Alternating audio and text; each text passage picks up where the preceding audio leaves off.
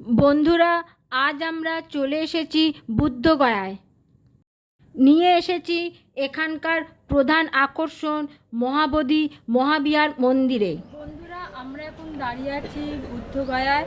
আর এই বুদ্ধগয়ার main attraction হচ্ছে মহাবোধি মহাবিহার মন্দির, এবং তার চূড়াটা ওইদিকে দেখা যাচ্ছে, দেখুন। কিন্তু এখন এই মন্দিরে কোনো ক্যামেরা প্রবেশ করে না, নিষেধ। সেই জন্য আমরা বাইরে থেকেই আপনাদেরকে দেখাচ্ছি, দেখুন। আর এই মন্দির হচ্ছে শুধু ভারতবর্ষের নয়, সারা ওয়ার্ল্ডের একটা হেরিটেজ সাইট, এবং যেখানে গৌতম বুদ্ধ এই বৃক্ষের নিচে বোধিসত্ত্ব লাভ করেছিলেন। দেখুন, আপনাদেরকে দেখাচ্ছি, তবে সব কিছু দেখানো যাবে না, কেন ক্যামেরা তো নিষেধ। এই মন্দিরে ঢোকার আগে পাশেই ব্যাগ, মোবাইল, পার্স যা আছে সব, কোনো পয়সা লাগবে না, জমা দিয়ে দিতে হবে। আর যদি সামনে হোটেলে থাকেন তাহলে হোটেলেও রেখে আসতে পারেন। আর এই মন্দিরটা ভোর 5টা থেকে একদম রাত্রি 9টা পর্যন্ত খোলা থাকে।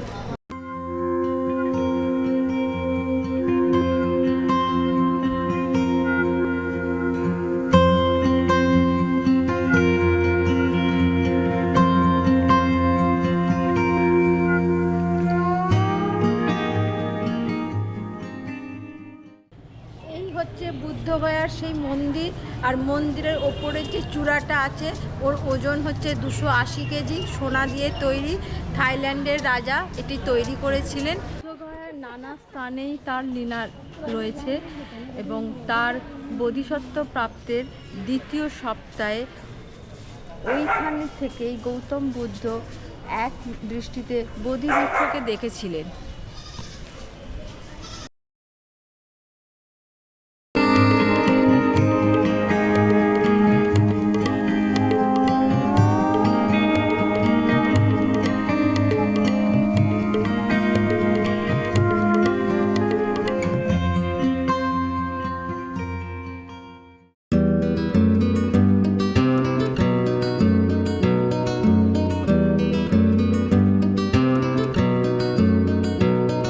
এরপর একটি টোটো ভাড়া করে আমরা চললাম বুদ্ধগয়ার অন্যান্য আকর্ষণগুলি দেখতে। এই নদীটির নাম নিরঞ্জনা। কথিত আছে বুদ্ধদেব এই নদীর তীরে বসে তপস্যা করেছিলেন।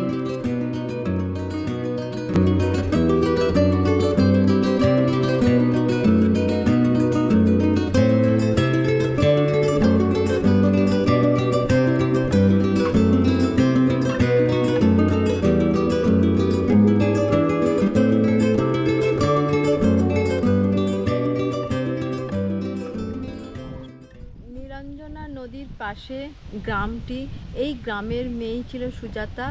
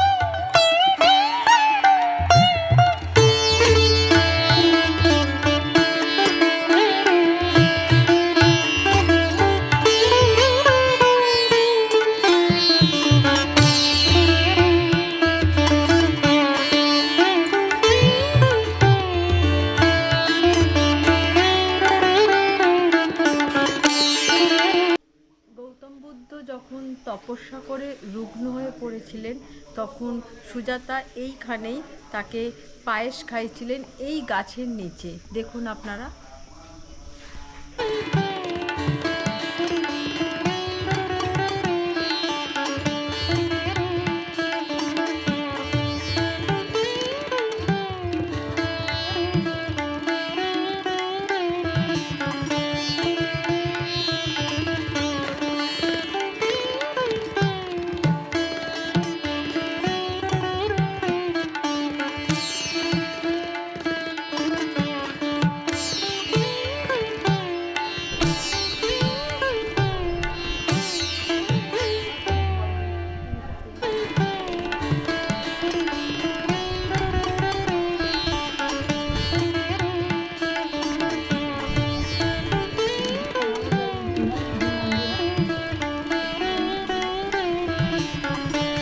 के लोग ने बताया था अभी तक। हाँ सर, उधर में जो पहले मैं पूछा ये थाईलैंड के लेकिन हाँ हाँ।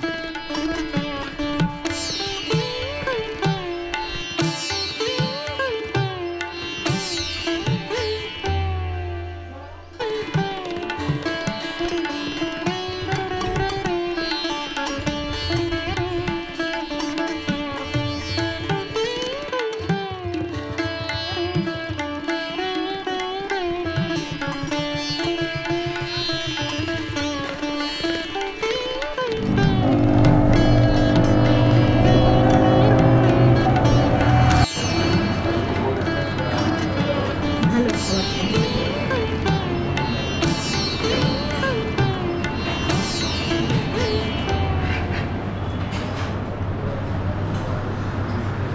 বন্ধুরা, এই আমাদের হোটেল। আমরা একদম টেম্পলের সামনেই হোটেলটা নিয়েছি, একদম মার্কেটের মধ্যেই। তবে এখানে আপনারা অনেক হোটেল পেয়ে যাবেন। হোটেল ভাড়া নিয়েছে 1000 টাকা। দেখুন আপনারা হোটেলটা কিন্তু খুব ভালো, একদম মন্দিরের সামনেই।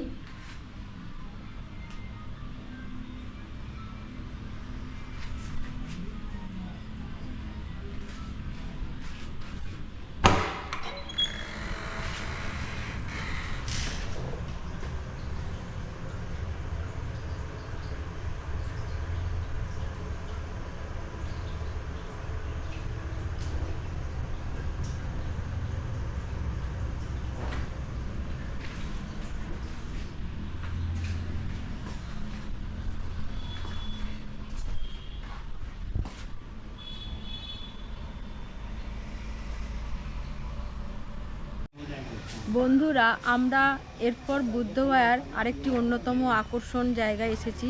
সেটা হচ্ছে 80 ফুট বুদ্ধ মূর্তি, যেটা হচ্ছে 1989 সালে চতুর্দশ দলাই লামা এটাকে তৈরি করেছিল। দেখুন।